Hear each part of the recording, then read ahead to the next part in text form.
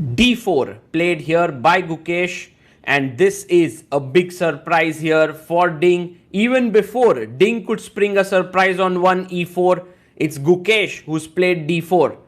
And now knight comes out to F6, and Gukesh brings his knight to F3. What is Ding going to do next here? He pushes his pawn to D5. It's a symmetrical D4, D5. Will Gukesh play the London system?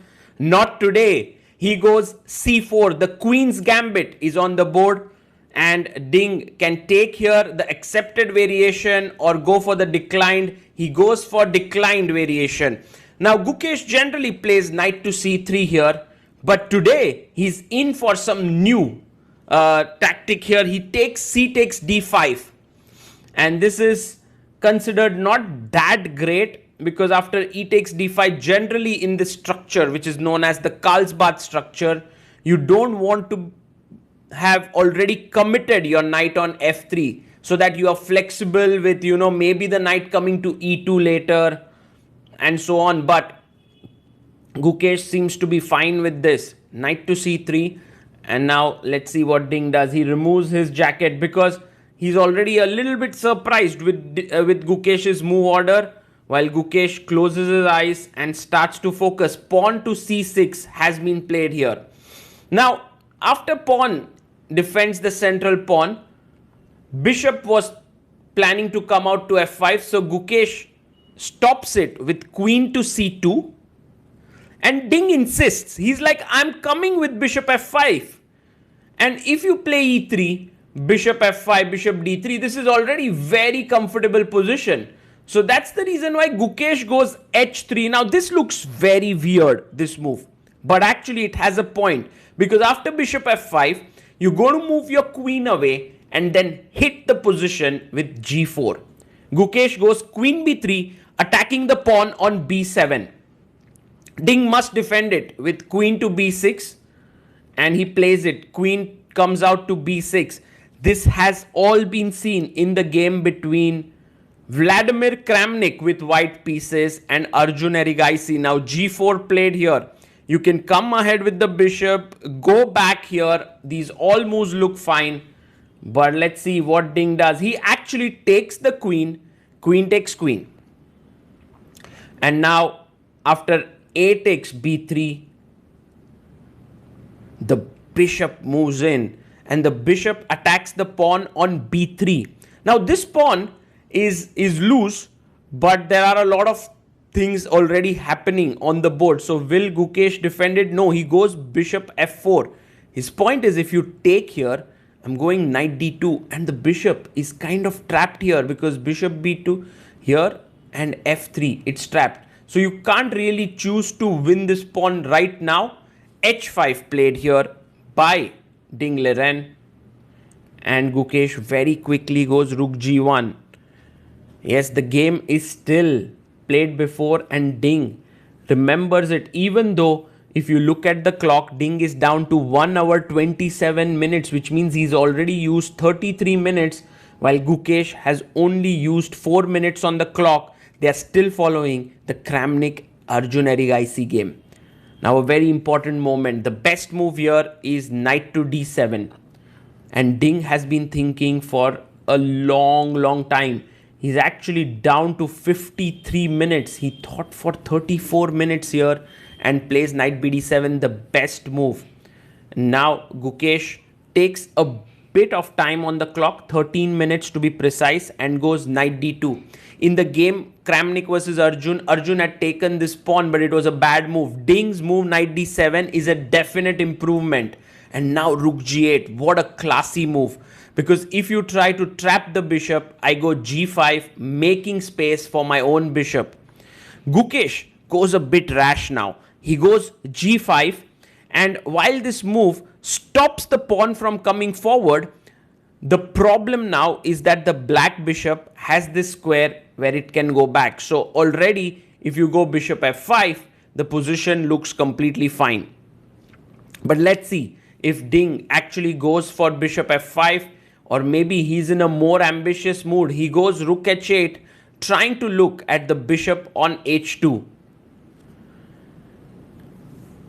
Black's position very comfortable already here. The bishop on c2 is a bit misplaced, but right now there's no chance of it getting trapped. But Gukesh is like, not for long, my friend. I'm coming in with e4 and I want to trap your bishop here on c2.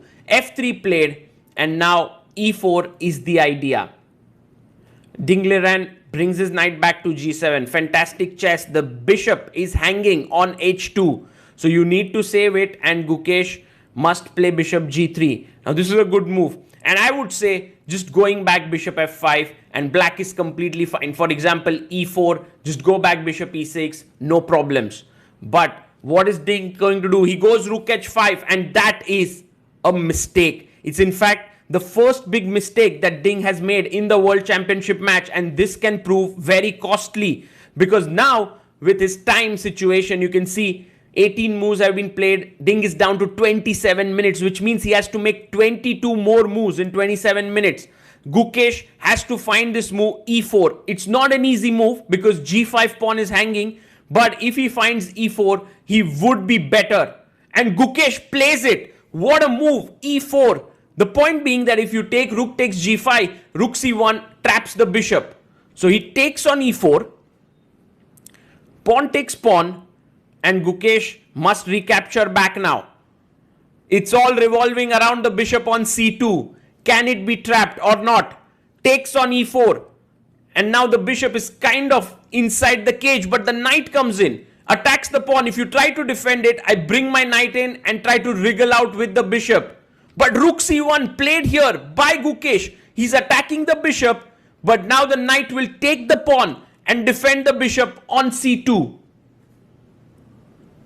Yes, Ding takes it. And now, what is Gukesh's next idea here? Bishop f2. Yes, he plays it. It attacks the knight, and if the knight moves, the bishop falls. So, now bishop comes to g7. And if you take here, I take here attacking the rook, so there's no time to take the bishop. Gukesh has to find now the winning move. He plays it, knight e2. This is an amazing move, because after knight takes knight, you go bishop takes, and this bishop on c2 is trapped. Unbelievable, isn't it? So that's the reason why Ding takes on b3. But now the bishop on c2 is lost. Rook takes c2, and after knight takes knight, yes, black has some compensation, but he's down a piece. Now, we have to be very careful, because if you take with the rook, knight e5 comes in, threatening knight c4 and knight f3 check. So king takes d2 is the best move, and Gukesh does find it. King takes d2, the knight jumps into e5. Now this knight is threatening a massive fork here on f3 square. So you need to deal with it either by moving the king up or playing knight to d4. He plays his knight to d4, stopping knight f3 check, because if you, the knight is controlling here, and Ding comes in and pins the knight. King to e2. Fantastic chess here by Gukesh. He sees that there's pressure here from the rook and the bishop, but he has it covered. Now rook to h2 played. And here the white pieces do look a bit clumsy, but slowly and steadily Gukesh is unraveling. He moves his bishop for the first time in 28 moves. a6 played just so that the pawn is not hanging on a7 in certain lines. Now knight f3 does look like a good idea here. Just bring your knight back.